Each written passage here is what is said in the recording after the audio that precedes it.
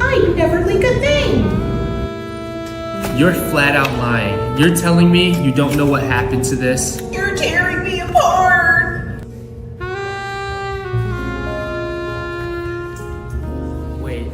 Excuse me, Detective Hollywood. Yes. Oh my God. Yes, 1 second. It was me all along.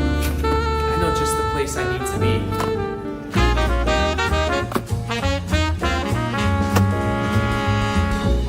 Oh, excuse me, Detective Hollywood. Yes. Well, looks like I know where I need to place my next order.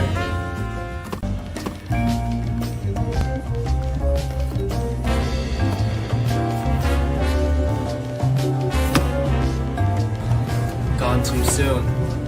Little fella was gonna write his whole life out. I know you're bottling it up. Spill. I never leak a thing. You're flat out lying. You're telling me you don't know what happened to this? You're tearing me apart. Wait. Excuse me, Detective Hollywood. Yes. Oh my God. Yes, 1 second. Yo, what is going on? Happy Wednesday. We are coming at you live from downtown Chicago here at Atlas Stationers for another episode of Hollywood Hour. For today's video, I thought it would be fitting to, of course, talk about myself, aka Hollywood. So, for those of you who are new here, every other Wednesday I live stream on YouTube and we talk about random things, whether it's interactive such as me showing off products or it's me mixing inks, showing off stuff. It's really a mixed bag and it's our time to hang out, chat with one another and disconnect from the rest of the world. So I really thought long and hard about what I wanted to do for this Hollywood Hour, and I figured that I don't think I've really ever shared my story completely. I do it a lot in person, like when we have customers come into our shop, I will share the family story and the history, but I don't think we really ever talk about it on a live stream or online as much. So if you guys have been following us, then of course you know me. I've been with Atlas permanently for 7 years now. I say permanently because growing up I'd always come down to the shop and they'd put me to work. They put me to work from a young age, molded me into the amazing greasy pen salesman that you see in front of Val right now. But Atlas has changed so much over the years, and so have I. So I wanted to explain my story, if you guys are okay with that. And then I'm here to answer any questions you might have. So I see there's a lot of you in the chat right now. What's up? How we doing? How are we doing? Many of you seen the thumbnail of this video, and Bella made that thumbnail and she used a photo that she took of me like from 2019 or something. So that was from a way while back. And that was me when I was 22, I want to say. Yeah, maybe 2018. I don't know, it was either 2018 or 2019 when I had just started. And I was like 22 at the time. And yeah, it's a little baby Hollywood. Now fast forward, I'm 29 and we're still going strong here. So I see that you guys are getting a good kick out of that. Hello, this reminds me of when corporate folks put their profile picture from 20 plus years ago and retire without even updating it. Yeah, I mean, we don't update the Meet the Team page that often, nor do I update like my personal social media channels that often. So yeah. But yeah, if somebody mentioned that we should do a quiz right after this, I think that's cool. So take notes. How many of you will pay attention? Maybe I'll ask one question and give away something. So yeah, we explained what Hollywood Hour was. I told you what I'm gonna do today. So before we jump into that, you know I got some announcements. You guys, so many upcoming events. We've got the Halloween event happening here on October 31st, where you can basically design or customize your own Atlas tote bag in the shop and then walk around and trick or treat with our Atlas team. And then on November 7th, that's Fountain Pen Day. We have a bunch of in-store and online things happening. We have about 5 vendors flying in, and we're gonna be playing in-store bingo. It's a lot of fun. And then also at 10 a.m. Central Time on Halloween, we have our Experience Pen Sale for October. So a lot going on at once. Please, please, please, please do your best to participate in-store or online because we wanna have you here. We want you to be a part of a really fun holiday. Halloween was always a holiday where growing up, I only really thought about it in the sense of being scared from like horror movies and then going out and collecting candy from our neighbors. But then being here in Illinois, growing up in the Chicagoland area, Halloween was always really cold. It was always like 30 degrees. And so it was brutal. It was brutal going around, but it was still a lot of fun. So we figured maybe an adult version of trick-or-treating is to go to your local pen shop and have some fun. So our team's gonna be giving out like candy, ink samples, stickers. It could be a variety of different things. So we hope you'll join us. And then also I'm gonna dress up, but y'all don't know what I'm gonna dress up as, so that's a surprise. That's a surprise. Okay, that's really the only announcements I have. So I have a huge stack of really cool things that I'm gonna show off.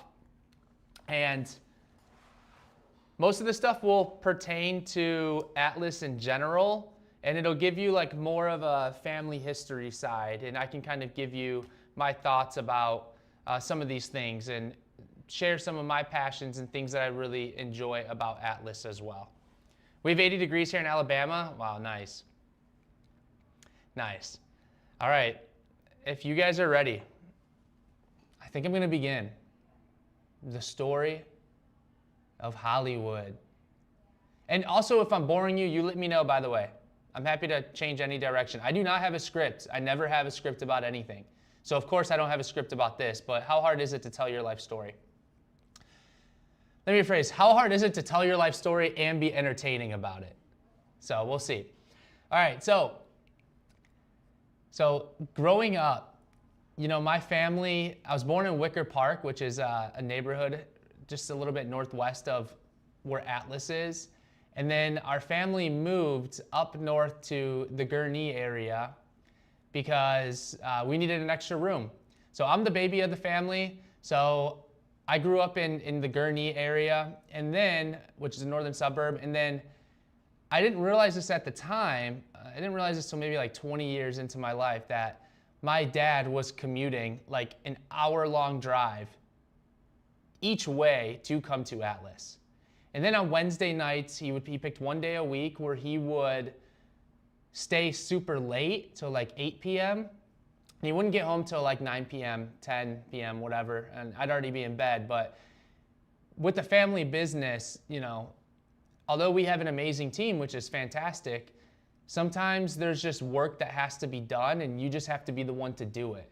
And so when you're an owner of a business, you know, obviously it's great to rely on your team, but at the end of the day, you're the one making the decision. So you're gonna be the one who has to finish projects or, you know, you're the last one here, right? And so I didn't realize at the time until I lived with my parents for a year after college and I came down, I commuted with my dad, how awful of a drive that was every single day. And Don made that drive 29 years. For 29 years, he made that hour-long drive, but I kid you not, it was more like an hour 20 most days because you get caught in rush hour traffic.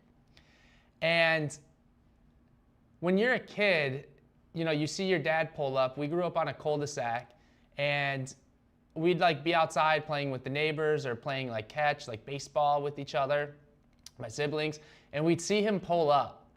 And I'd always be super happy to obviously see him, but he would pull up, and I had this memory of him always having these bubble gum candies where it's a hard candy, but then inside it had like filling. And he always had them because he sold them here at Atlas. And I used to think those were the nastiest things for the longest time. I don't know why. Maybe it was like a texture thing.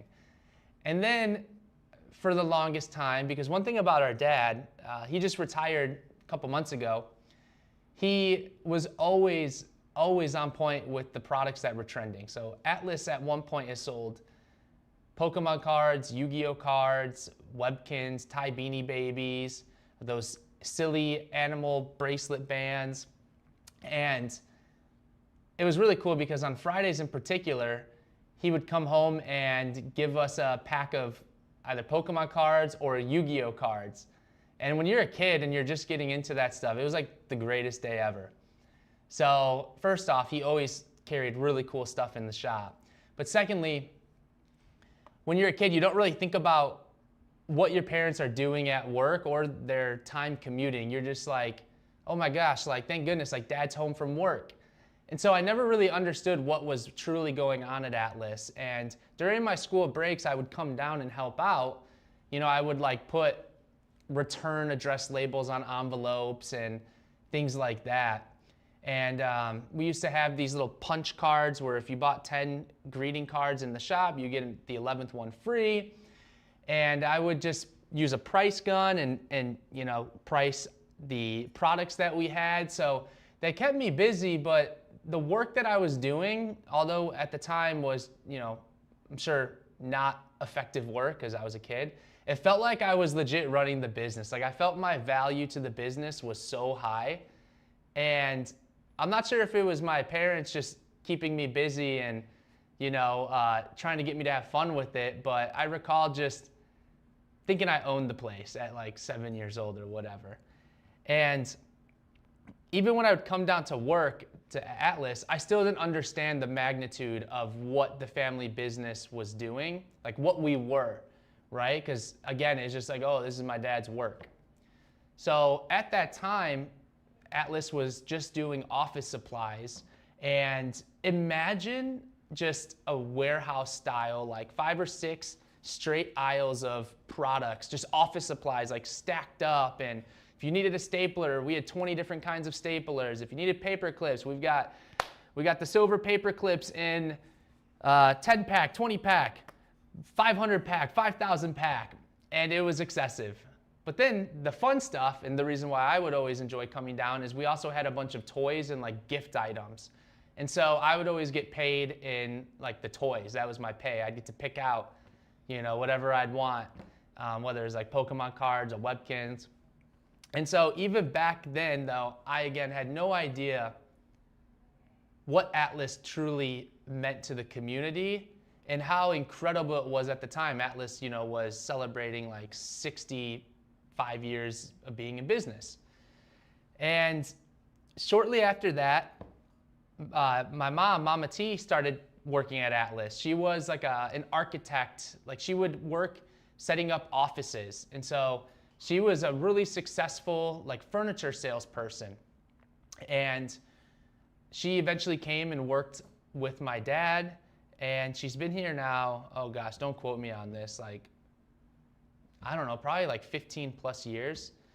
So when she joined, she immediately started, I mean, you know how she is, like she's an absolute vibe, but she runs the place, you know, like Mama T doesn't stop for anything.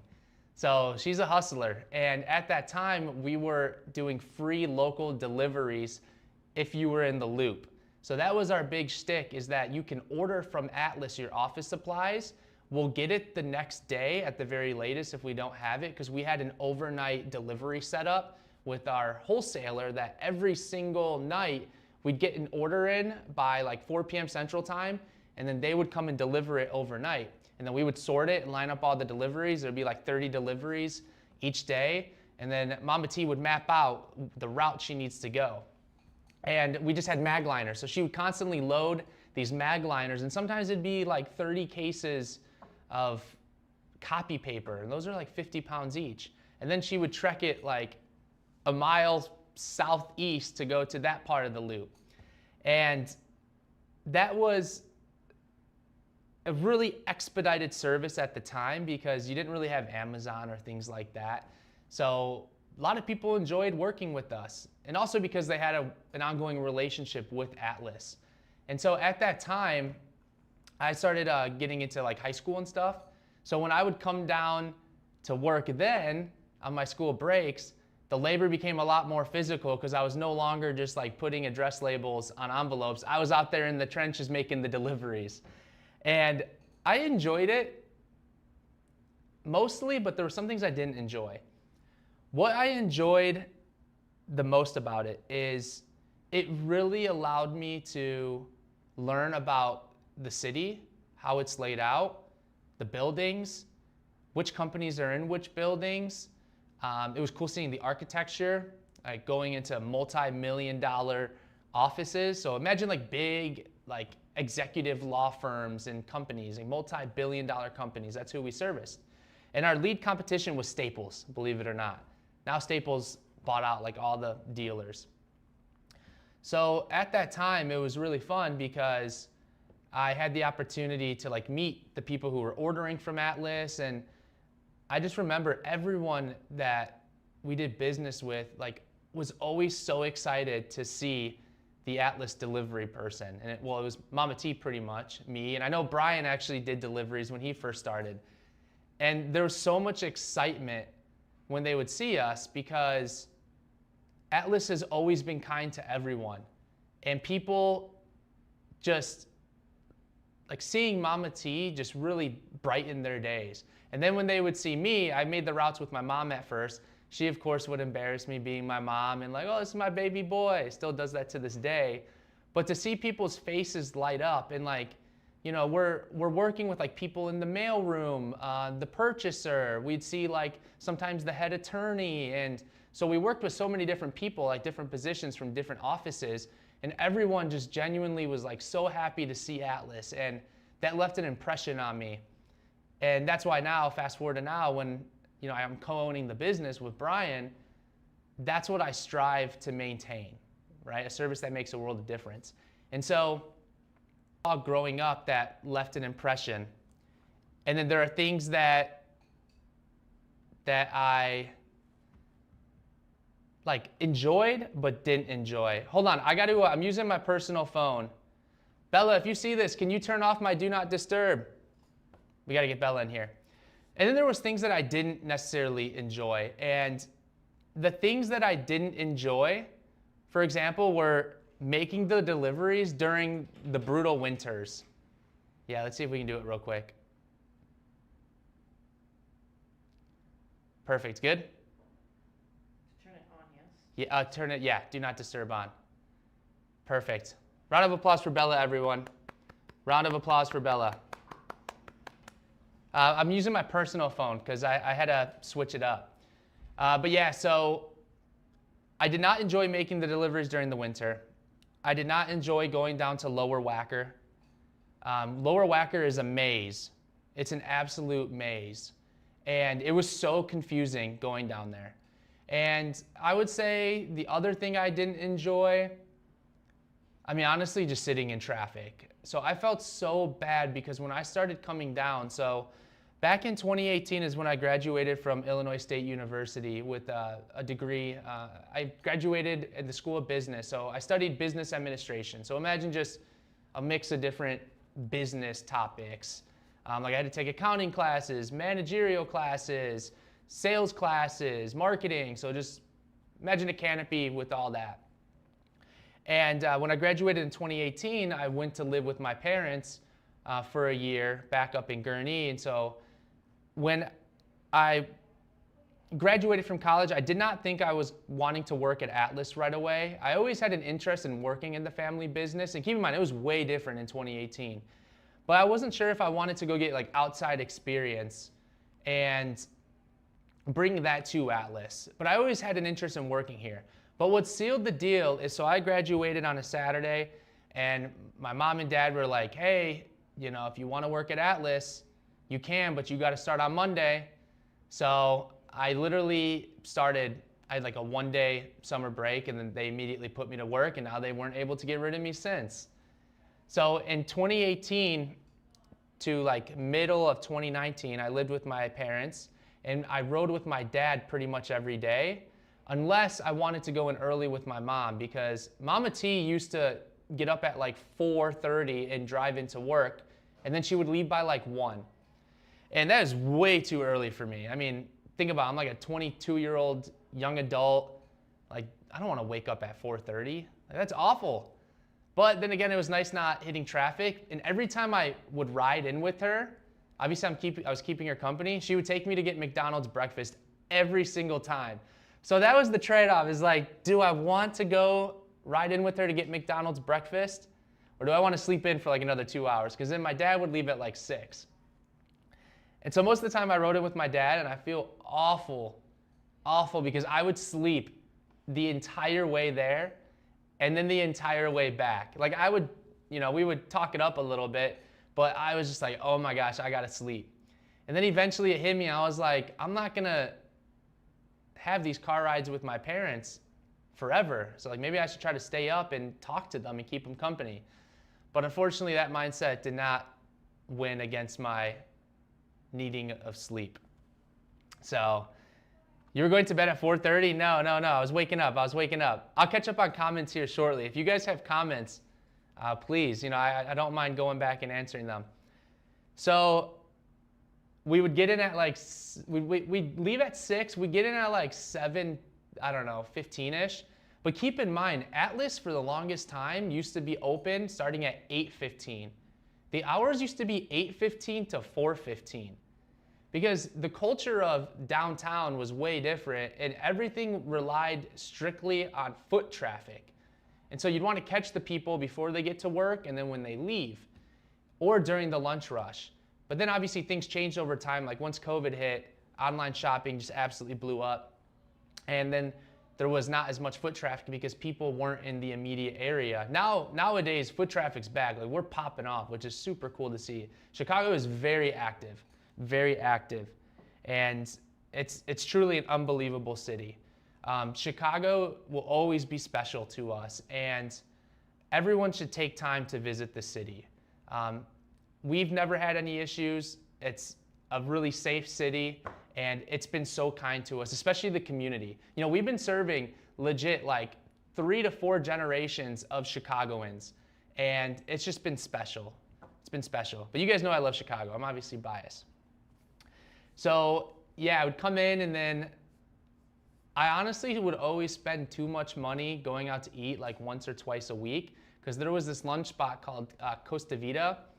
Absolutely fire, just so fire. And then what ended up happening is my dad would get mad at me. He's like, dude, you got to start saving up. Like, stop spending $15 on lunch. And I was like, I can't. I'd get the same meal like every other day. So I had to really tone it back. And then I made an agreement with him because he would always pack his lunch. My mom would always make dinner. Then my dad would, she would make extra so then we could have it for lunch the next day. So I made an arrangement with them that he could bring me lunch every single day. And it was the best thing ever. Because I lived with my parents for 1 year, and then for 2 years, I actually lived in Lakeview. And that was 2019 and 2020. So I wasn't living with my parents anymore, and the arrangement still held true. My dad was an absolute man of his word. So he would pack me lunch every day for like 3 years. And I know what you're gonna say, oh, I'm being a little baby or blah, blah, blah. But there's nothing better than when you're getting home-cooked meals from your parents hand-delivered to you at work. That's a pretty special thing. And so then I think Brian caught wind of it, and so then they would bring food for Brian. Brian's my oldest brother. We have 2 siblings between us, Jamie and Lindsay. Jamie's in Aurora, which is a southwestern suburb, and Lindsay's in Iowa, works for the university. And so Brian being the oldest and me being the youngest, obviously our relationship with our parents is probably different. And the older brother, they're always on their own. They don't get anything special. It's all about the baby. But then he started getting some meals, which was great. And then where it kind of started falling apart, downhill, was one day Don, so my dad, he was a big sandwich guy, and he would always he would legit try to impress me with his sandwiches. He would be like, hey, this is what I got on this sandwich. What do you think of it? And I love sandwiches too. But one day, his buddy grew a whole bunch of peppers. And so our dad took those peppers and put them on our sandwich. and he didn't really tell us what was on it. And so I was up in the retail store, and I'll explain more of my role like here at Atlas shortly, like once I started permanently. So I was up front. I didn't even really have a desk in the back at this time. But then Brian ate the sandwich, and then I come back here, and then both of them, my dad and Brian, were like, hey, when are you gonna eat? And I didn't catch it at the time, but it was awfully suspicious how quickly they wanted me to try the sandwich. So I ate the sandwich, and a few bites in, absolute hottest peppers I have ever had in my life. And both of them were in their office chairs, rolled around and like kind of laughing. And I was like, oh my gosh, this is like brutal. This is so brutal. And not necessarily on this sandwich, but our dad absolutely loved putting horseradish and like spicy mustard on the sandwiches, which I love too. My wife can't stand it, but I love horseradish, spicy mustard. That's what you got to do. But these peppers were so brutal, and I started crying, and I wish I was there to witness Brian eating it, but of course they didn't tell me because my dad hadn't eaten a sandwich yet, and he didn't know how spicy they were, and then they played me. So then after that, I got a little skeptical. I was like, I don't know if I should be eating lunch from Dad anymore. Was it ghost peppers? I'll have to ask him. It was brutal though. Like, I'm telling you, like I couldn't handle it well. And you know, you're sitting at work and there's other team members around, and you're trying to keep your cool because at this time we didn't have the upstairs space, so everything was downstairs. You know, so we were at a way tighter space. And I'm sitting there trying not to cough and like calm my tomato red face down a little bit. Like, act cool, act cool. That was rough. That was rough. So, all right, let me catch up on not traffic, on comments here. I feel like you should be wearing a smoking jacket in front of a crackling fire. That'd be nice. You should dress up as Mama T. Gurney is far from Wicker Park. Yes, it is. So our parents ended up like attending this random, like I think like new neighborhood build meeting, and they liked the spot up in Gurney, the Gurney area, and so moved up there, and they've been there ever since. Chicago traffic, awful, I know. Christy says their husband used to do that commute, and private equity bought Staples. Yeah, so Staples owns like everything. They own like the big wholesalers in the office supply world. They bought out a lot of local dealers. Were the deliveries on foot, or did you guys also have a truck to take them? No, so, well, on foot, yes. We either used like a little cart with 2 wheels, a big Magliner, which is like a 4-wheeler with the handle, or we'd use my mom's van, Mama T's van. I used to do the 5 a.m. shifts. It actually makes the workday go quick. Yes, but on those days when I would come in early with my mom, I'd always try to say like, well, I came in early. Do I get to leave early at like 1:30? But nah, I had to stay till like 4:30. I'm so glad you guys went hard on your web store. It's always been one of the best design stores I've interacted with when I taught. I used to show it to my students. Oh, awesome. Are you kidding? Dude, home-cooked meals are such a money saver. Oh, I know. Frugal habits take practice, yes. The free food from the parents is only uncool if you're 18 and a freshman in college. Yeah, I mean, I don't know what happened to that. I mean, obviously Don retired, but the lunches ended like 2 years ago, so I don't know. Maybe he's like Hollywood, you gotta figure it out. You got a wife now, like you gotta bring your own lunches. Sounds like one of those peppers. It was bad. Dude, you need a super comfy armchair for story time? That would be nice. So was Atlas always selling fountain pens, or did that come later? All right, and then I got a nice question here. What was your degree? I graduated in 2018 as well. So like I mentioned earlier, I graduated with a business administration degree. So ISU School of Business was really enticing at the time. I'd actually committed to University of Iowa, but I decommitted because I recall having a conversation with Brian just saying like, even with some of like the scholarships that they were able to offer me, the out-of-state tuition just was a lot more expensive than what I was going to be getting in-state. So literally a few days before the deadline, I decommitted, and then I decided to go to Illinois State University, which obviously best decision of my life. It's got me to where I am here, but most importantly, I met my wife Karina there, and I wouldn't trade that for the world. So she was a communications major, which was cool. I met her my junior year and her sophomore year. So it was really, really an exceptional experience. And the School of Business, like the building looked like Hogwarts. It was awesome. And we studied a whole bunch of stuff, right? International business, so like how you conduct business with different cultures, and accounting, and just everything, marketing, sales, management. So it was really cool. I obviously enjoyed certain aspects more. I hated accounting, and luckily I don't do it here. Brian handles that whole department, and I'm perfectly okay with it because I hate numbers. I actually don't enjoy math. I just like seeing numbers go up, and that's all I care about, right? If numbers are going down, then well, we need to investigate. But I do my best not to worry about that stuff and focus on my smiling and waving character, you know? So 2018, then I started here permanently, and at this time at Atlas, we were still doing office supplies. But then Brian and Don actually went to New York Now, which is a huge gift show. It's like a trade show in the Javits Center in New York. And so New York Now, they have one in February, and then they have one in August. It's B2B. So B2B means business to business. So they went there to go scope out new products. At this time, I hadn't even really, I graduated in May, they went in February, but Atlas always had like 2 cases of pens, like 2 displays, but think very classic American style brand. So a couple trays of Parker, Waterman, Cross, Schaefer, and imagine like a tray of Lamy Safaris, few Retro 51s. There's a brand called Acme, which operated out of Hawaii. We had those. And at this time, I used to rely on our other team members because I would always get mixed up on the difference between a ballpoint and a rollerball.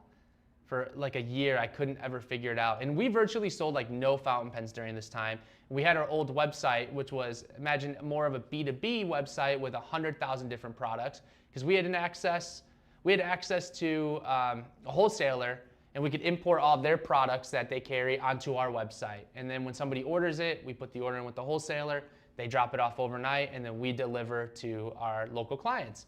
So Atlas was not outside of like a local business range until 2020.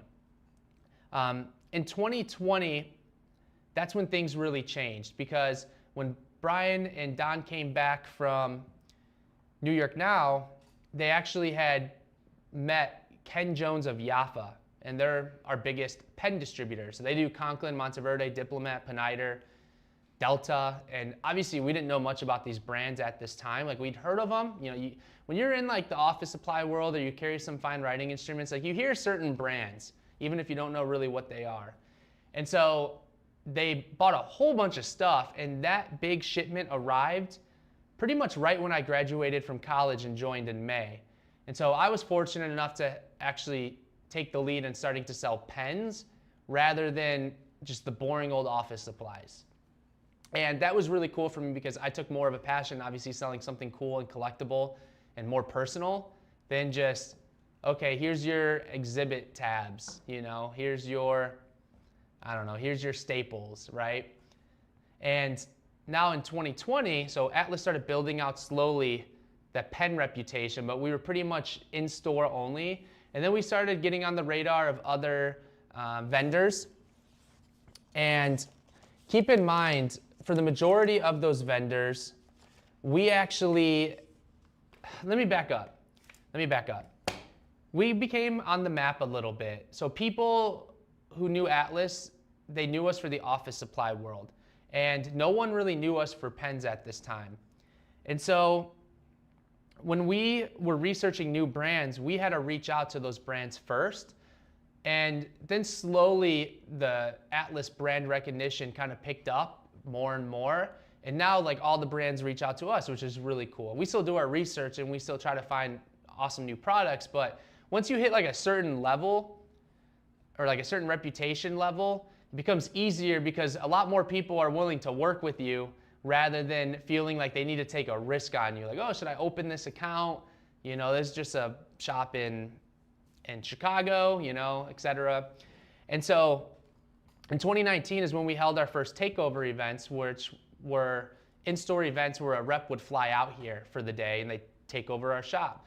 We actually got that name, I think it was Mama T, from tap takeovers. Because, you know, our family, we enjoy a good beer, a nice ice cold one.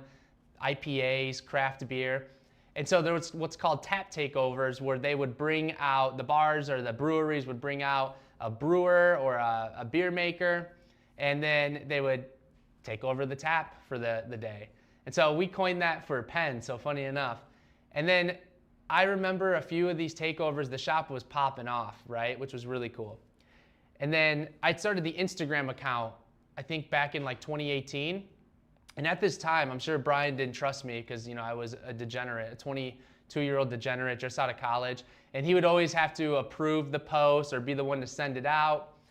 And so fast forward now, we're about to hit 50K followers on Instagram. And then we made a TikTok, last 3 years. That's about to hit like 260K. So it's been a really fun run. But in 2020, when COVID hit, obviously we felt a lot of pressure. All right, our business is potentially going to go under, with 80 years of history. There's no one in the city of Chicago right now. We're not servicing anyone. What should we do? So at the time we were selling hand sanitizer, Lysol wipes, Lysol sprays to the city workers. So CTA would come in, the mayor's office would come in, the Chicago PD and Chicago FD would come in, because we were an essential business, because we were a part of that janitorial and sanitary supply chain, which was great. So we survived off that for a few months, and then also puzzles, believe it or not. But during this time in 2020, Brian and I had researched about a platform that we wanted to go on named Shopify. And with Shopify, there was so much more customization available, but the interface was so easy and clean to use. And I remember the thing I was most excited about was the fact that you can have multiple photos of a product per listing. Back on the old website, if we had this fountain pen and we were selling it in extra fine, fine, medium, and broad, we would have to have a separate listing for each of them. Now it's like I can have 10 photos of this product under one listing, and then I can just use variants, a drop-down menu. And that was just game-changing technology for us. And back in 2020, what happened was we pretty much mocked up the interface and how we wanted the website to be presented in like 3 weeks. And again, we're learning all this stuff, and then we're trying to transfer all of the products. We had to add each item in our store one by one into Shopify. In the sense, like, we were able to export Excel sheets into this, but we'd have to go back and change the title, the descriptions, the photos, and it was just a huge overhaul. But we finished like the basics of the site within like 3 weeks. And then right in the middle of February, we had Dante Del Vecchio fly in and visit from Italy. He was the co-founder of Visconti, and then now he's the lead designer for Pineider. We did a big event with them, and it was just amazing. And he is a classic Italian guy. Like, when you think of an Italian guy, you think of him. And Mama T absolutely loved the event because, like, so many people came out, and Dante was a very high-spirited individual. And then I remember my mom was saying, like, that she's been experiencing these headaches for like a week or two. And we didn't really think much of it at the time. But then randomly on like a Friday or Saturday night, I got a text from my dad saying that she was going to the emergency room because her head has just been banging with migraines. And they took like a MRI or CT scan, and they realized that she had a big brain bleed that, I forgot what the word is, but the blood was kind of like hardening a little bit, and it shifted her brain a little bit. And so she was feeling so much pressure because she somehow hit her head. And this was like February, like the third week of February. And so obviously we were freaking out because she had to go in for an emergency surgery. So she had a craniotomy in February of 2020. And we were on the cusp of launching this new website, and what ended up happening was Brian and I were like in the hospital with our family. Like, we were in the waiting room because Mama T was in the ICU, and we couldn't all go in there at once. And so Brian and I were showing off our family members the new website, it was just, we were getting opinions and we were honestly just using it to pass time. And then Mama T got released and made obviously a very full recovery. The doctor said that, you know, she had the healthiness of like a 25-year-old person's brain, which is amazing. You know, she runs all the time, like 5 miles a day. Like, she is a superhero. But like 2 weeks later, the global pandemic hit and everything shut down. You knew it was rough and it was legit once the St. Patrick's Day parade in Chicago shut down. When that happened, that's like, whoa, this is crazy. This is crazy. And it was like one day there's people in the city, the next day there's nobody, and you see like tumbleweeds just going by the streets. And so thank goodness we had started the new website and the rebranding of Atlas right around that time, like right before, because then we were able to really implement new like social media content ideas. I was doing a whole bunch of live streams there. And we started gaining more recognition outside of Chicago. So for all of you watching right now, what year do you think you found Atlas? Let me know in the comments here. Whether you shopped with us or not, that might be different than when you first found us, but let me know in the comments, when did you discover Atlas and how did you discover it? Because at this time we had like 5,000 followers and we had those in-store takeovers which were really successful, but we're like, shoot, we can't do events. There's no one coming into the shop. What do we do? So Brian and I, every other day, we took turns coming in to Atlas and front doors were locked, no one in the city outside of like, again, the city workers that we serviced. And we would take turns coming in and shipping out items. So again, like think puzzles. And so what happened was when the other person was remote, we would just be adding to the website. And so it was nonstop, just we might as well do as much as we can. Get the branding out there on social media and make our website as accessible and as easy to shop with and aesthetically pleasing as possible. So, okay. So 2023, 2022, 2024, 2023, 2024, 2022, 2025. Yeah, 2021. So Jonathan, so you saw like the early stages of like new Atlas. So once the pandemic cleared up a little bit, probably was like 2021. Foot traffic was still gone. But we started picking up a lot more online traffic. And the business we were doing then was still very good business. And we picked up business fast. Like in 2020 or 2021, due to our online, what's the proper word? I guess we'll use reputation again. We had done pretty much just as much in business as we had done in previous years servicing the local Chicago area. So things picked back up quickly for us. But you have to realize our business shifted and did a complete 180. No retail store business, all e-commerce business. So then once things opened up more, we slowly tried to figure out how do we get more people in the shop. And so we started changing things. We asked our vendors if they wanted a display case in our shop. So they would pay to put a display case in, like reserve their space. And then, keep in mind, all of our partners, like they were struggling too. So what happened was they would be much more willing to try to work with a newer account. Because again, we'd only been working with a lot of these guys for like maybe 2-3 years.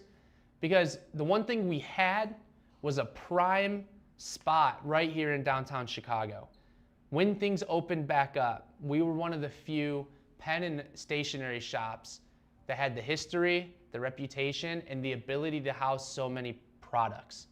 So it was quite interesting because things took about 2-3 years to pick back up. Like honestly, not until like end of 2023 is when I feel like things really started shaking back up.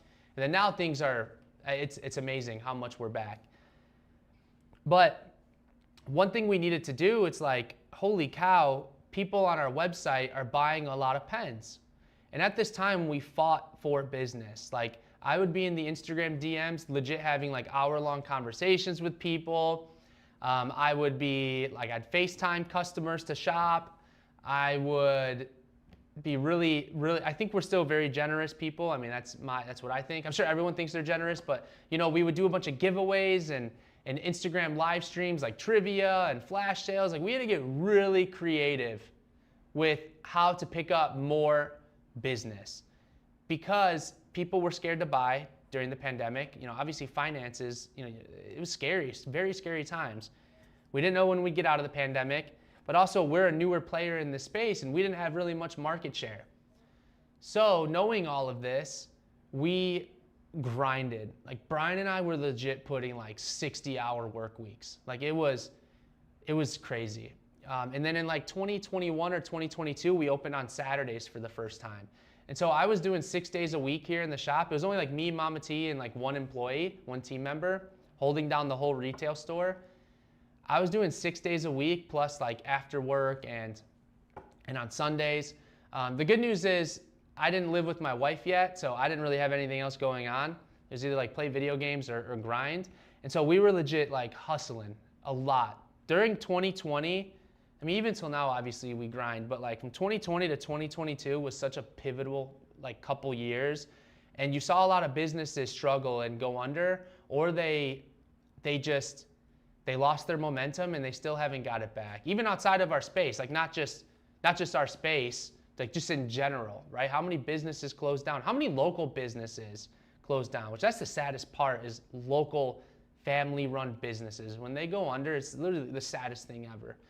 And so you could either sit back and feel bad for yourself outside of the situation that you can't control, or you can understand there's a big time opportunity waiting for you. And so we looked at it as a big opportunity, transitioned our entire business, and it paid off. But the risk was, once we transitioned to more stationery, pens, inks, and all that, we can't go back. So we emailed all of not our vendors, but emailed all of our customers, and we told them, hey, we're discontinuing our office supply services, and we basically sold off our office supply business to one of my dad's longtime friends who had another local office supply business in Chicago. And once that happened, that's when things became very real. Like, hey, this is it. Like, we got to go all in. If this doesn't work out, 80 years of history, could potentially be wiped. And now, I'm sure many of you have been in the shop, or you've seen our content, or you've, shopped online, and we're building an empire. And when I say empire, I mean much more bigger than just Atlas. We're building an empire which is the entire community. For 86 years, the Chicago locals and now our international customers have supported us and have allowed us to stay in business during all of these really difficult times. Think world wars, the 2008 recession and housing crisis, a pandemic, and Atlas has always stood. And it's for a few reasons, I believe. One, immense support, as I mentioned, from all of you. Two, the understanding that you have to be willing to adapt. If you can't adapt your business to the current times, you will fall behind. And three, understanding that sometimes it might not be the products that we sell, but it's the service that we offer. And throughout the 86 years in business, the product selection has changed so much here at Atlas, but the service has been constant. My family has always taken pride on offering a service that makes a world of difference. And that is what Atlas is. And so everything we see is an extension of that pillar. And we've been so fortunate and so grateful that we've been able to share our story and grow. And so in 2020, we were down to 5 team members. My parents, Brian, myself, and maybe 6, like 1 or 2 Atlas team members, and whom are still with us today. And now we're up to 30 team members for the local stationery and pen shop, which is truly special. And we're not stopping. We're hungry. But Brian and I, we have conversations all the time. And once we don't maintain our core values and our beliefs of what Atlas means, then what's the point? when we have an expanding team, if we ever get to a point where I don't know our team members that well, or I don't know their names, or we're not a part of the hiring process, I feel like we failed ourselves. Obviously I know I won't be able to talk to every customer in the Instagram DMs for hours at a time like I used to, or do as many live streams as I used to, or many life coach videos, which we recorded like 5 of them yesterday. Hollywood is so back. We've got a lot of really funny videos that we recorded yesterday, so stay tuned. Although I'm not able to do that as much, I'm still here and I'm still trying to allocate my time as much as possible to ensure that we're directly involved in everything. Customer service messages, live streaming to you guys, going down to the retail store every so often to check in on how things are going, and checking in with our warehouse, and still messaging people through the social media channels. Discord, I'm very active on Discord, and I never want to lose that touch. I never want to lose touch with you guys, because my whole life I've been a yapper, and I've been somebody who obviously wears my emotions on my sleeves, or on my sleeve. And to me, that's what makes me me, and that's what I think is special, is the fact that we're able to share who we are, and it's resonating with you, and in return, we get to have a relationship and understand who you are. And we don't want to ever change that. Obviously Atlas will never be like a corporation, with dozens of locations, nor would we want it to be. But we don't want to ever lose touch of that type of relationship. So that's what's special. That's what's special. Okay, that was a lot of yapping. Holy cow, I started getting sentimental. There might be some tears coming down. I have some things I want to show. This is going to be like Hollywood hour and a half. So we're breaking the rules here. Hollywood hour and a half. And I'm going to read some comments here. Okay, so a lot of you found us we look at Atlas from 2020 till now as like a startup business. So we have a lot of history, obviously, but when we flipped everything around, we looked at Atlas as a new startup business. So in 2022 and later, 2021 or later, when you guys found us, that's like the new iteration of Atlas, but with the same beliefs and the same service level. So, okay. I'm from just outside Chicago. I heard about you just a few weeks before the 2024 Sidewalk Sale on a Facebook pen group. Awesome. Hobonichi released last year was the first time I heard you, because somebody talked about us when the Hobonichi website went down. Yeah, that was crazy. Excuse me. Your YouTube videos had me so intimidated about coming into the store. Hollywood can be uber cool persona, and I was convinced I wasn't cool enough to be allowed in. Oh my goodness. Well, that's a loaded comment. One, you're a really cool person. Don't think otherwise. Two, I'm just a pen geek that loves yapping and loves watching football. So Atlas is a safe space for all, and no one is too cool to be here. So forget your mortgage money, buy more pens. That's what's up. You guys are very generous with giveaways, your time and everything you do for us, your customers. Thank you. My Lavender Pilot Custom 74 from you guys should be here tomorrow. Let's go. I finally saw that pen in person a couple days ago. That one's sweet. I found Atlas, I believe, because I heard about the ink subscription box and then dived in hard. Nice. 60 hours, no joke. I work in accounting and the days all blend together, and you feel if you are not working, then you are sleeping. Yep, so when I wasn't working, I actually, during the pandemic, I would play Call of Duty or Fortnite with my 2 cousins. Best time ever. Just getting done with a lot of work and just zoning out and playing video games, amazing. In my town, it became a ghost town due to all the small businesses that did not survive. It is an old community and they refused to go online during the pandemic. It's exactly what happened. And we understood that, and we knew we had to make a big change or we'll get left behind. I came to Atlas because I was looking for something to do on a day off work in March. I've been in at least every other week since then. We're happy you feel like you need to come visit us. I appreciate that. And notice how I use the word need. You guys don't want any of the pens or inks or stationery that you buy. You need it. You need necessity. You've done a phenomenal job. Thank you. I'm also an unabashed yapper, but I'm self-aware. Same. Your website design is what drew me in. Great job, thank you. I learned that on my first trip. You guys are wonderfully accepting. Oh, thank you. My lavender fog arrived. Nice, beautiful pen. I discovered Atlas through the fountain pen community. I can't believe that I lived in Chicago all my life, well over 40-ish years, and I only stepped into the store this year. Lucky to have you on Chai. That is a comment, Lisa, that I do want to talk about. So keep in mind that although we've been here for, well, this location since 1984, we've been in Chicago for 86 years, the community that we are a part of now, we weren't necessarily a part of that community. We were just an office supply convenience store. So we didn't advertise ourselves as a pen shop or an ink shop. And so that's why we weren't on the radar for so many people. We hear that comment still every day. It's like, I can't believe you guys are here. It's because we didn't market ourselves that way.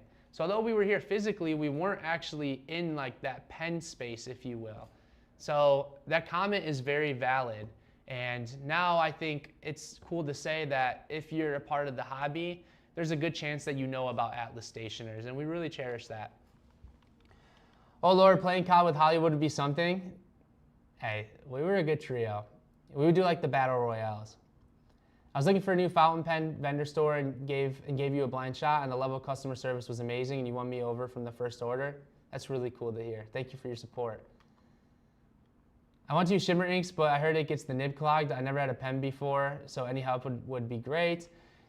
Shimmer ink works better with fountain pens that have a broader nib. You can use any pen technically, just clean it out, flush it out. The more you do that, the more you maintain it, the less chance of it clogging. But the broader the nib, the more shimmer you'll see. We got some good recommendations here. Who was your number 2 favorite in the YouTube comment competition? Me. Dancing emoji. Love to see a family business continuing the legacy. That's what America is about. Yeah, there's not many businesses that make it to 4th generation. So we understand how lucky we are. There's a lot of luck involved. There's a lot of blood, sweat, and tears involved. And a lot has to go your way in order to do what Atlas has accomplished. So yeah, it's pretty cool. Ordered my first ever fountain pen on June 6, 2024. I now have 35. The Laban Antique 2 in broad works really well with shimmer. That pen's also incredibly reasonably priced. That pen's like $110, which is amazing. Oh, did someone win the YouTube comment competition yet? Yes. So the $300 gift card was from 2 live streams ago was announced, and now on YouTube this time for the live stream we hosted this past Friday, we're giving away a Lamy 2000 and an LX. That giveaway is still open. You just got to go watch our recent live order polling video. I found Atlas June of this year when I started Fountain Pen Adventures, best customer service and clearly favorite pen stationer shop. Thank you. Takes a village. Our team is phenomenal. Our team is so passionate, and I promise you, you get so much love and passion and patience with our team service because they also all really enjoyed the products we carry, and most of them were customers of Atlas before working here. And so I think when you have that, you're experiencing the customer's perspective, but also the company's perspective. So it's a good blend. I walked by Atlas several times before I got curious enough to walk in. It's a beautiful store. Thank you. Okay, well, is there any questions about, I know I turned this into just an Atlas story in general, but is there any questions about me that I can answer? While you guys get those questions, I am going to show off some cool things here. On our Instagram, if you scroll down really, really far, or maybe I didn't even post it, there's a photo of me on my first work day with Brian. My first day of what I didn't even realize was my career. I have a photo of it. I'll have to dig up and post it in the Discord server. But here's Brian and I at our very first pen show. This was the Chicago Pen Show. And we both look really young. And we didn't really know what we were doing. It was like, hey, just bring a whole bunch of products. So that was really neat. Here is the original Atlas Stationers business license. I know you can't really see that. I'll probably take photos and post it on our Discord up close. So this is from 1939. So this is the original business license that my great-grandfather had, and we've kept it all this time, which is really neat. Here was the first pen I had ever gotten. Before, I would just like scrounge up whatever pens we had, like hotel pens, or like, you know, like in your backpack, you just had a random mix of stuff. That's what I used in college.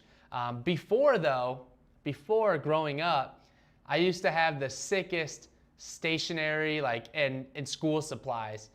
And because my dad and mom, obviously my dad owned Atlas and my family had access to all these supplies, I would come down during like the sidewalk sale, and my mom and dad would let me pick out my school supplies, and I would get some pretty gnarly stuff.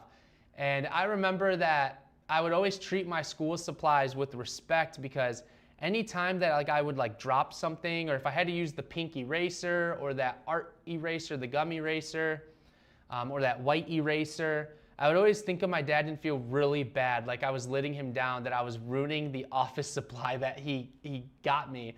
And I was like, oh my gosh, no, like this is from my parents' shop and I'm ruining it.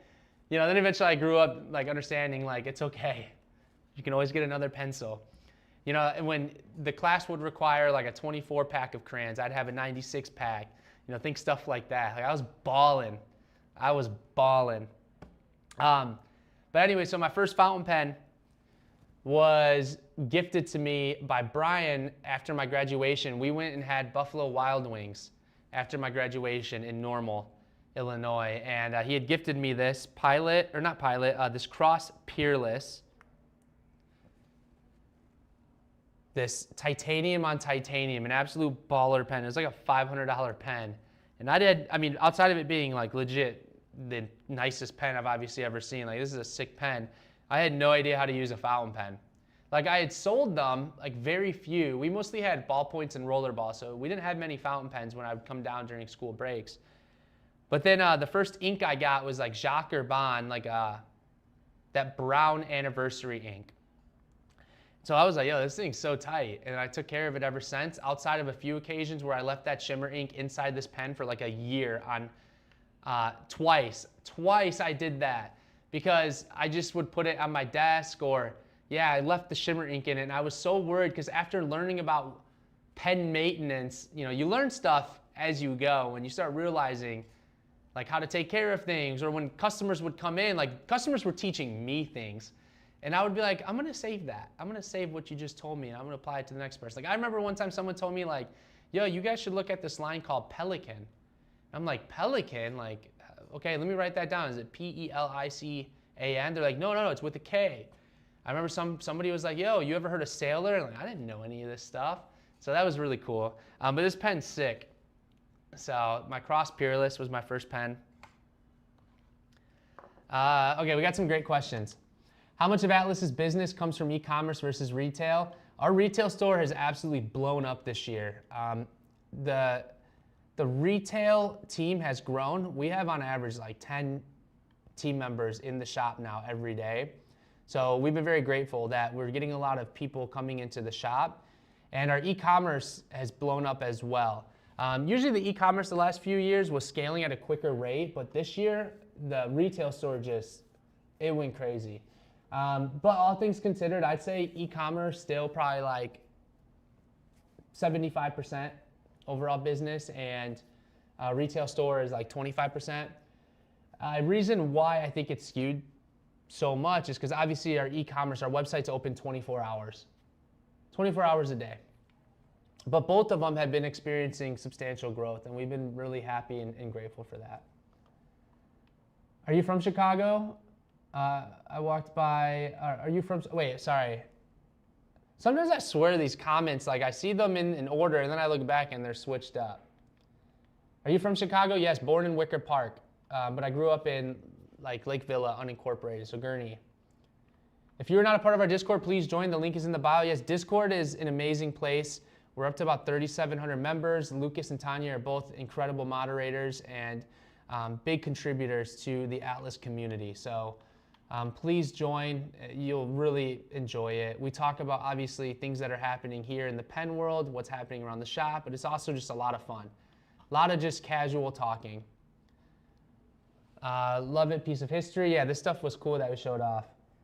Do you have a favorite pen grind?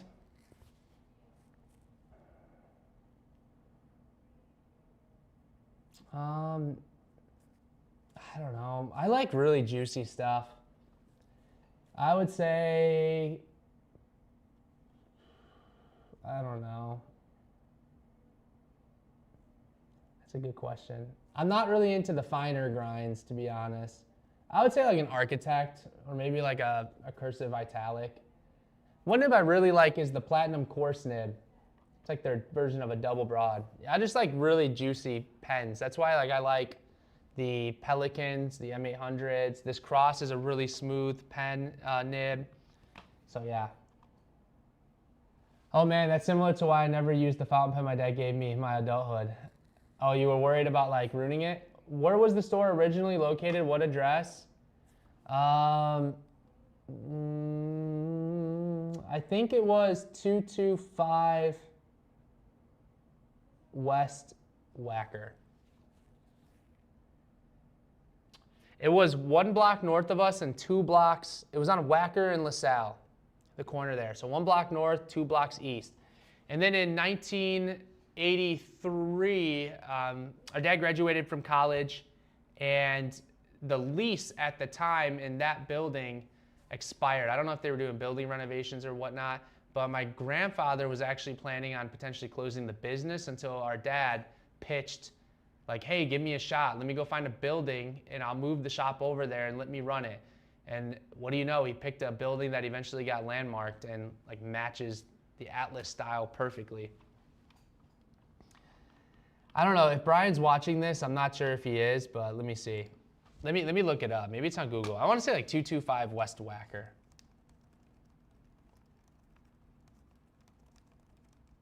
Let's see. The old one? Yeah. 222 North LaSalle. Okay, there you go. 222 North LaSalle.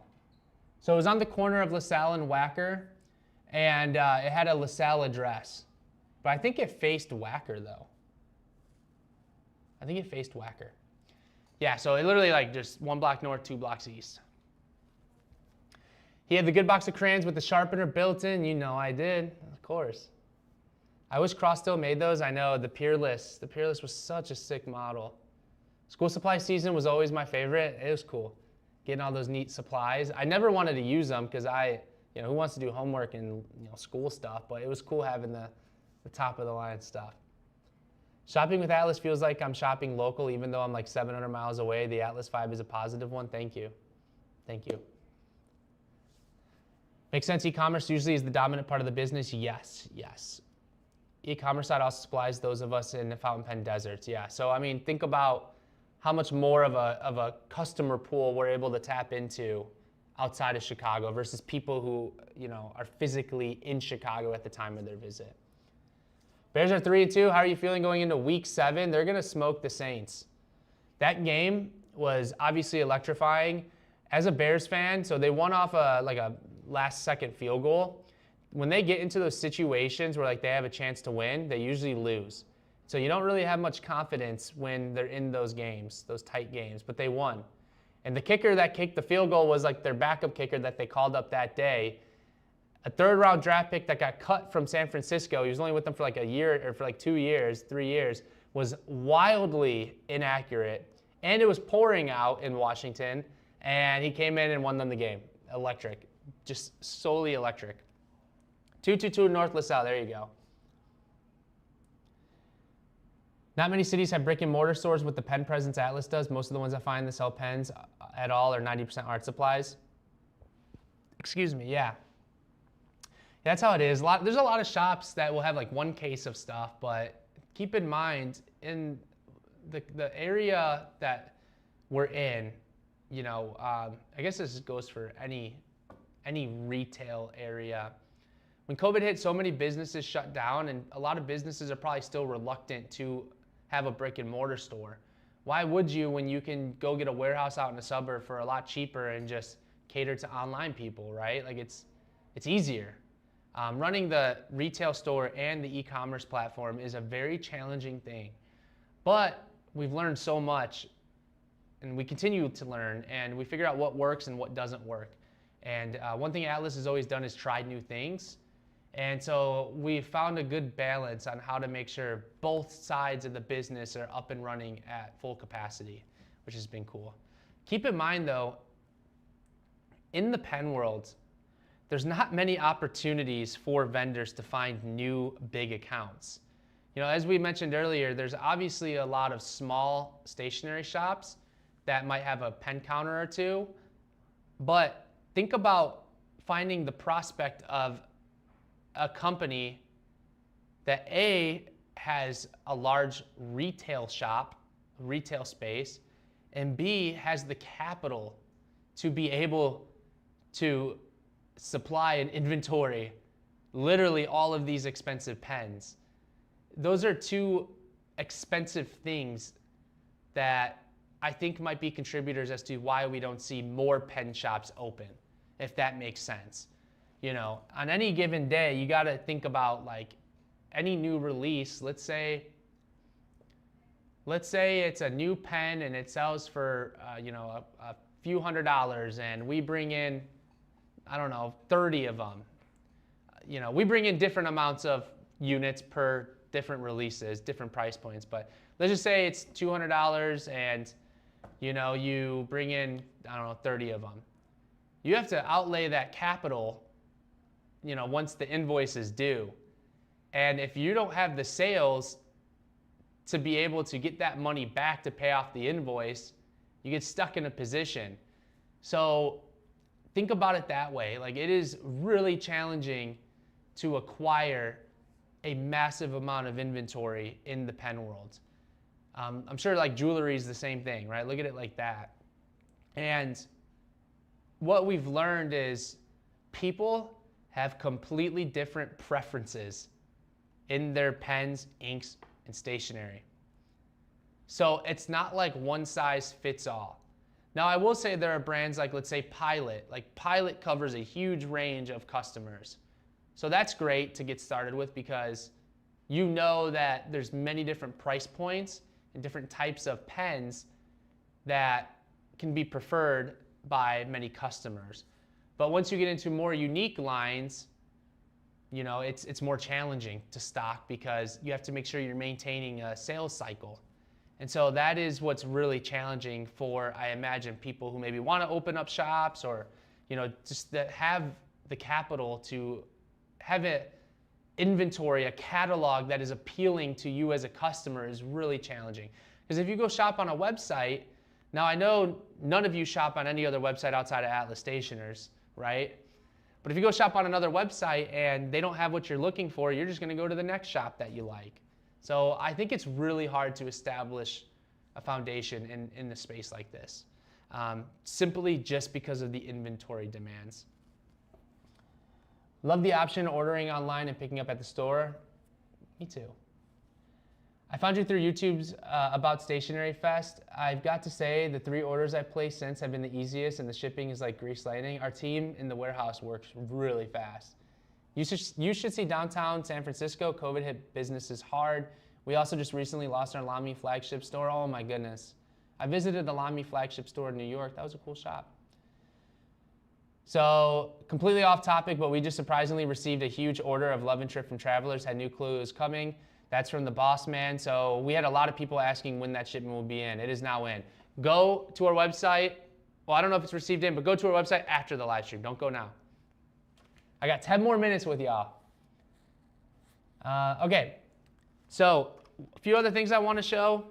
This is my original notebook. So whenever we have a new team member here, when we give them the onboarding tour, we allow them to pick out any notebook they want and like a disposable pen, and that's what they're going to take notes in.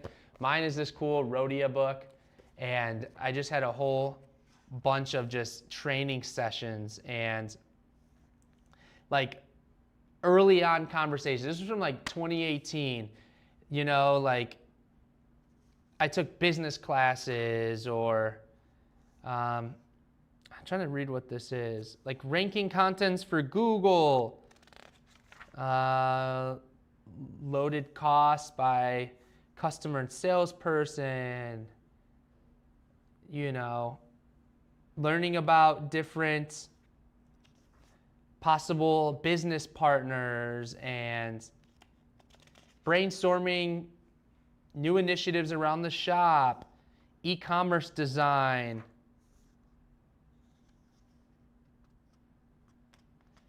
pipeline problems when trying to get new customers. So I was trying to lay out, because keep in mind, we were trying to get like office supply contracts and business at this time. Time kills the deal. If you don't follow up with what you say in a timely manner, why would they order from you? First meeting, dry up. So if you are not appealing in that first meeting and don't catch the attention, why should I conduct business with you? Distribution opening session, digital marketing strategy advice, hiring and training. So I built out an outline of how we should hire people. Online marketing seminars. Don't get intimidated by the buyer and cave in on prices. Most buyers will try to have you lower your price, which is obviously very true, and you should do that. Obviously, you want the best price for yourself. This is like business to business. So this is like when we're trying to sell something. Like imagine we're trying to work with a company who's trying to put like 100 copier machines in the office, their new office space. And so they are trying to finesse us for the best price. Well, we don't want to race to the bottom, but how low are we willing to go where it's still worth our time? Yeah, this is cool. And I had different inks involved. So I remember that I used a Twisby Diamond 580 starting in like 2019 or whatever. And that's what a lot of this was. Boot camp sales.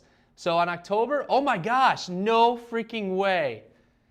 What are the odds of that? On October 15th, 2018, literally 7 years ago from today, I did a boot camp / sales seminar.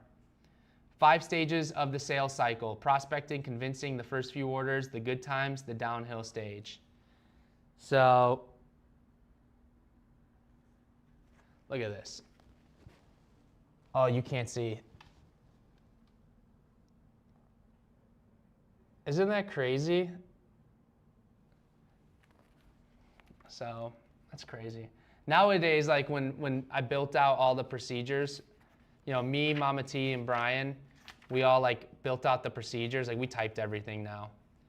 So yeah, that's so cool. I only made it like halfway through this notebook, and when I was going through it the other day, I found out that my wife somehow got a hold of this notebook, and she was writing in her birthday weekend plans, which is kind of funny. That's so cool.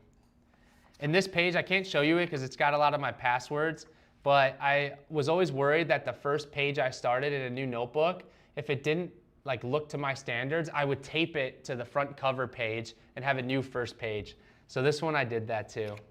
But like I've got my training sessions with Cross, like when Cross was here giving training to me, with Pilot, with Lamy, like fountain pen parts, like Cross, when they did their training, like they were teaching me fountain pen parts, the front section, the nib, the feed, like it's crazy. This is so crazy. I'm hoping Mitsubishi pencils bring back the Lamy stores. Maybe. I was also wrong on the original address of Alice. We were 228 North LaSalle. The building is 222 North LaSalle. It says 2018 like he's talking about 1998. 7 years ago is a long time ago. That's like 25% of my life. So that's cool. Question, do the Traveler's Notebook Data Planner sell out fast? Yes. But we got a whole bunch of them, so order sooner rather than later. For some reason, I'm reminded, wait, that's okay. I still think about the 1990s as a year or so ago. For some reason, I'm reminded of that ancient Onion headline. Looking back like this is a vibe that's hard to get when reviewing your digital notes. That is it. That is it. Show us the passwords. 1998 was 10 years ago. I mean, I hope you're not using 10-year-old passwords. No, but, you know, most of the stuff we don't even use anymore, but I just, you know, don't want you guys to see all my secret phrases that I thought of when I was like 20. Any news on when the Inkvent calendar will be in? Colorverse came in. Inkvent's due in, I think, in a couple to a few weeks. All right, so I actually recorded a video, like an introduction, not an introduction, like the story of Hollywood. That's going to be posted in the next couple weeks. And it talks a little bit about my pen collection, but long story short, all these pens that I collect, it's either something that's been gifted to me or it's something I pick out that's really unique and I don't have anything like it in my assortment. This is pretty much all of my pens. I have maybe like 5 or 6 others on my desk. So I have 1, 2, 3, 4, 5, 6, 7, 8, 9, 10, 11, 12. I have about 30 pens. That's about my collection. 30 pens in my collection. Now let's get into some really cool stuff. This is a folder of historical Atlas stuff that my dad received as a gift from our aunt who also worked at Atlas. For his retirement party a few months ago. And it is a lot of just old Atlas, and I wanted to share it with you guys. That's my grandpa right there, actually. And it's so funny, you can't tell, but he, in this photo, he was smoking a pipe. Back in the day, you smoked pipes and cigarettes wherever you wanted, and then fast forward, you start thinking about, probably wasn't the best idea to be like smoking in a store that has a lot of paper. So here are some photos of what the old Atlas looked like. I think this was at 228 North LaSalle. So this is the other building. Here's like some stuff just around the shop. Really cool. You know what? I am actually going to show you up close. Let me flip this around here, make sure I can see. So that's my dad. That is our grandpa back there. Look at how crazy it was in the office. Everything was like done in writing. So it's like just stacks of paper. This was the retail store up front, like the retail store here. The binders and a whole bunch of stuff. Here was that other photo I showed.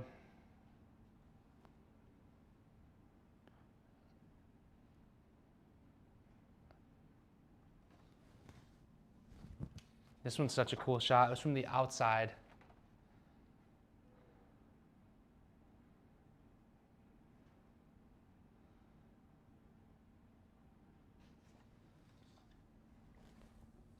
This one's really cool. This was a rendering of what the shop would look like, the new location. This is Brian's favorite piece right here. He loves this. It's pretty cool.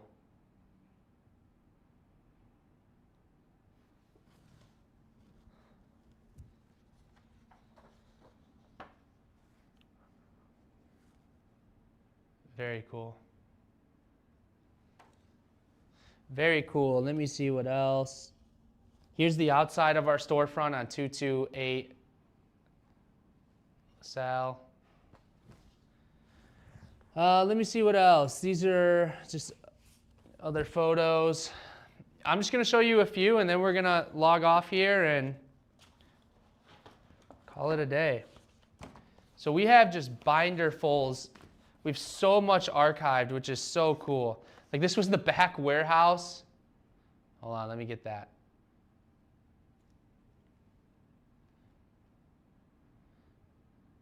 Like look at how crazy that was back in the day.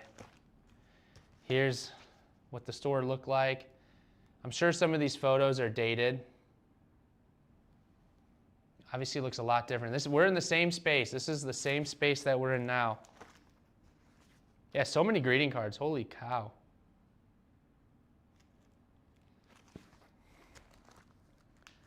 This must have been my dad's desk or my grandpa's desk. I mean, it's just a disaster.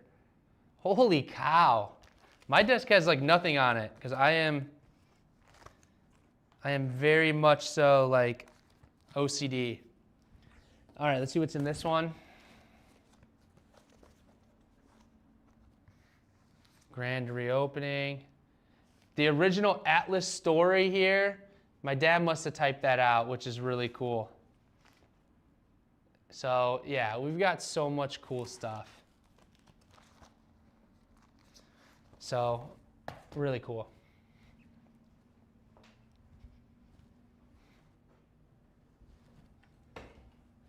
Any news on the, we already talked about that. Was the notebook filled out with the Bic pen? Don't lie. No, my cross pen, I use this at work, and then when I discovered, I think it was the TWSBI, this one took a back seat for like a couple years and I left ink in it. And then the TWSBI, I used a lot. So that's like where Prime and Provisions is now, I think. Yeah, I think it's across the street from Prime and Provisions. That's a great restaurant. Pipe smoking is back in style. Wow, is it watercolor? Yeah, isn't that cool? It'd be cool seeing some of these online. So we are actually really focused on trying to convey our story on our website, and we're working on building out like the history of Atlas and scanning a lot of these in. So, yeah. All right, you guys. Well, I cannot thank you enough for allowing me to share my story. You know, your support means the world to us, and we're always here for you, just like you're here for us. So I am going to ask one question, and then we are going to give out a $50 Atlas gift card. But don't answer the question here in the live stream chat. Wait for this video. It'll automatically repost onto our YouTube channel under live streams. So you'll want to post your answer there. Let me go back and think about what I talked about. And let's see. Something that you can only have gotten in the live stream. So let's see if you remember.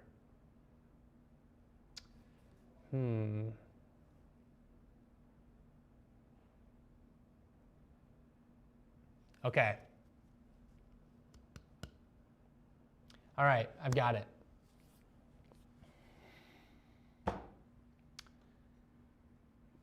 It's a 3-part question. So once this video, this live stream ends, it'll post on our page. Leave your comment there. What year did I graduate? From which school? And in what did I study? What degree did I get? So what did I study? So what degree did I graduate with? Where did I graduate from? And in what year did I graduate and join the family business? You guys, this has been so much fun.